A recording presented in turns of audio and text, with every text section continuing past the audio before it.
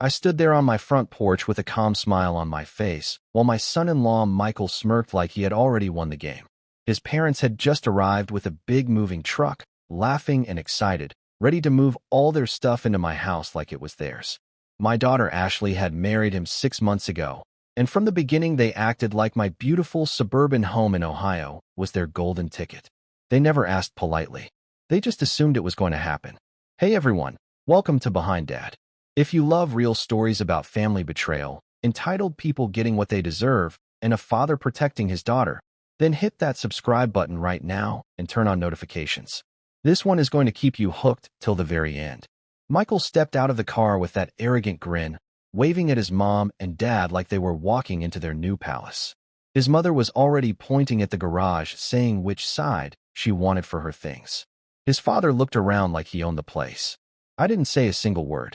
I just stood there smiling politely as they carried boxes up the driveway. The air was thick with tension. They thought I was the quiet, nice father-in-law who would just roll over and give them everything. They were about to learn how wrong they were. When they finally reached the porch, Michael gave me that cocky look and said, "Well, Dave, we're finally here. Time to make it official, right?" I reached into my pocket, pulled out a folded piece of paper, and handed it to him without saying anything. He laughed at first, thinking it was some kind of welcome joke. He opened it and started reading it out loud so his parents could hear. They all read it very slowly. Then their faces turned completely white. The entire driveway went dead silent. Nobody expected what was written on that note. It all started 2 months after Ashley and Michael's wedding. At first, Michael seemed like a great guy. He had a decent job, said all the right things, and treated my daughter well when we were around. But little by little, the real Michael started showing up. He began making comments about how lucky Ashley was to marry into a big house with plenty of space. Then his parents started visiting more and more, always dropping not-so-subtle hints about how expensive rent was and how nice it would be to live together as one big happy family. One Sunday evening during dinner, Michael looked me straight in the eyes and said, "You know, Dave, when you retire, this house would be perfect for all of us. We could all live here together." His parents nodded like it was already decided. Ashley looked uncomfortable, but stayed quiet to keep the peace. I smiled and changed the subject, but inside I was furious.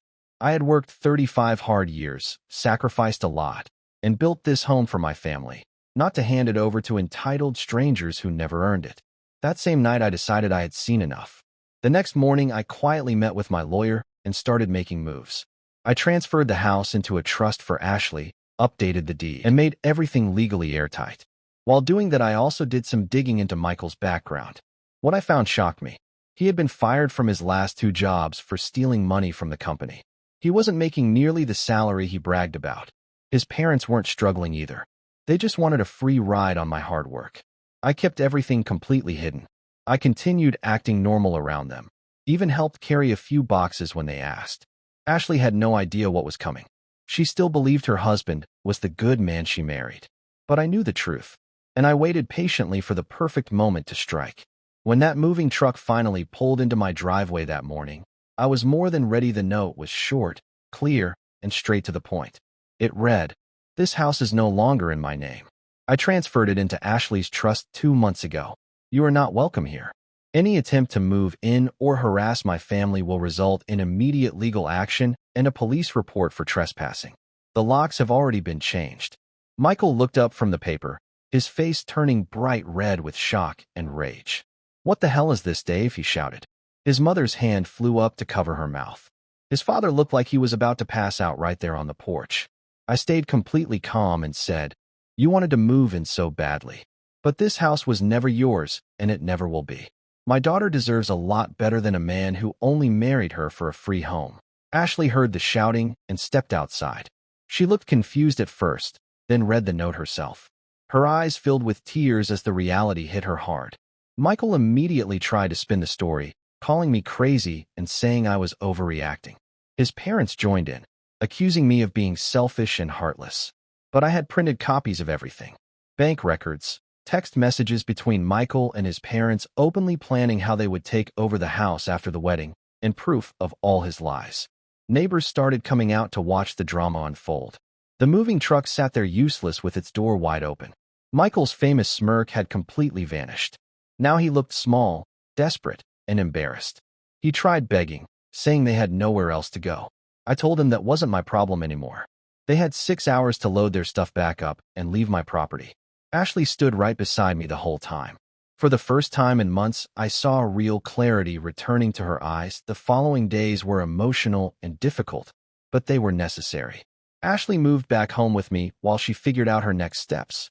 She was heartbroken and cried a lot, but the more truth she learned, the stronger and clearer she became. Michael kept calling and texting nonstop, first angry and threatening, then crying and promising he would change. His parents even showed up once trying to guilt-trip her into forgiving him. I stood firm and reminded them about the note and the legal consequences. I sat down with Ashley and showed her every piece of evidence I had collected quietly. The lies about his job, the secret conversations with his parents about taking my house, and how they had planned everything. She cried for days, but then something powerful happened. She got angry in the best way. She filed for an annulment and started taking control of her life again. I helped her get an excellent lawyer and made sure she was fully protected financially. Michael and his parents had to scramble fast. They ended up squeezed into a small one-bedroom apartment across town. The moving truck left my driveway completely empty that same evening. The silence after they drove away was one of the most satisfying feelings I've ever had in my life. Ashley and I spent many quiet evenings sitting on the back porch talking for hours. She thanked me for protecting her even when she couldn't see the danger herself. I told her that's what real fathers do. We protect our children even when they don't realize they need it. Slowly the light started coming back into her eyes. 6 months have passed since that dramatic day on the driveway.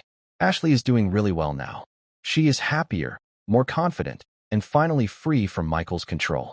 She is still living with me for now while she saves up, but she's already looking at her own places and planning her fresh start. Michael tried contacting her one last time with more apologies and excuses, but she blocked him and hasn't looked back.